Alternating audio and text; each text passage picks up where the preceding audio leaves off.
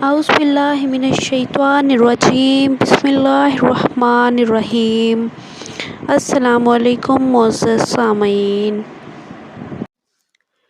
آج کی ویڈیو میں آپ کے ساتھ رفاع مساجد کے معنی بیان کیے جائیں گے کہ رفاع مساجد کے معنی کیا ہیں۔ اذن اللہ ان ترفع، اللہ تعالیٰ نے اجازت دی ہے مسجدوں کو بلند کرنے کی۔ اجازت دینے سے مراد اس کا حکم کرنا ہے اور بلند کرنے سے مراد ان کی تعظیم کرنا ہے۔ حضرت ابن عباس رضی اللہ تعالیٰ عنہ نے فرمایا کہ بلند کرنے کے حکم میں اللہ تعالیٰ نے مسجدوں میں لغو کام کرنے اور لغو کلام کرنے سے منع فرمایا ہے۔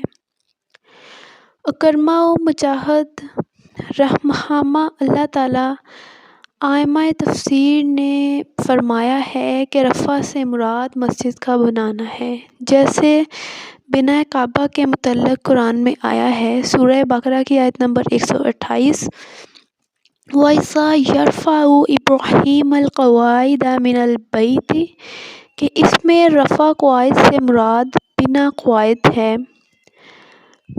اور حضرت حسن بصری رحمۃ اللہ علیہ نے فرمایا کہ رفع مساجد سے مراد ان کی تعظیم و احترام اور ان کو نجاستوں اور گندگی سے پاک رکھنا ہے، جیسا کہ حدیث میں آیا ہے کہ مسجد میں جب کوئی نجاست لائی جائے تو مسجد اس طرح سمٹتی ہے جیسے انسان کی کھال آگ سے۔ حضرت ابو سعید خدری رضی اللہ تعالیٰ عنہ فرماتے ہیں کہ رسول پاک نے فرمایا، جس شخص نے مسجد میں سے ناپاکی اور گندگی اور ایذا کی چیزوں کو نکال دیا، اللہ تعالیٰ اس کے لیے جنت میں گھر بنائیں گے۔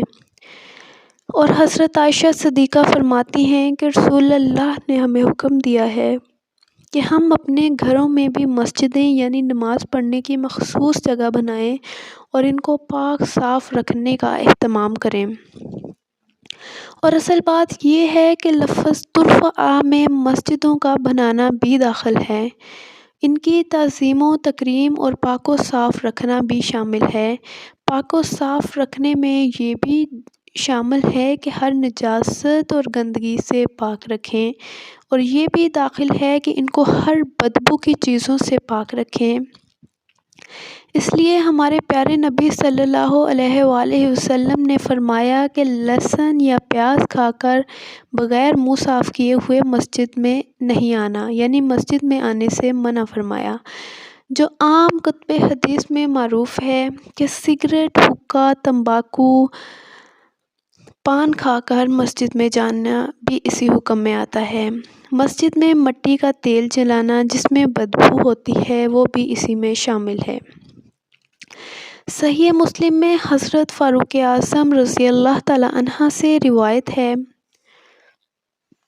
فرمایا کہ میں نے دیکھا ہے کہ رسول اللہ صلی اللہ علیہ وآلہ وسلم جس شخص کے منہ سے لہسن یا پیاز کی بدبو محسوس فرماتے، اس کو مسجد سے نکال کر بقیع میں بھیج دیتے اور فرماتے کہ جس کو لہسن پیاز کھانے ہی ہوں تو ان کو خوب اچھی طرح پکا کر کھائے کہ ان کی بدبو مر جائے۔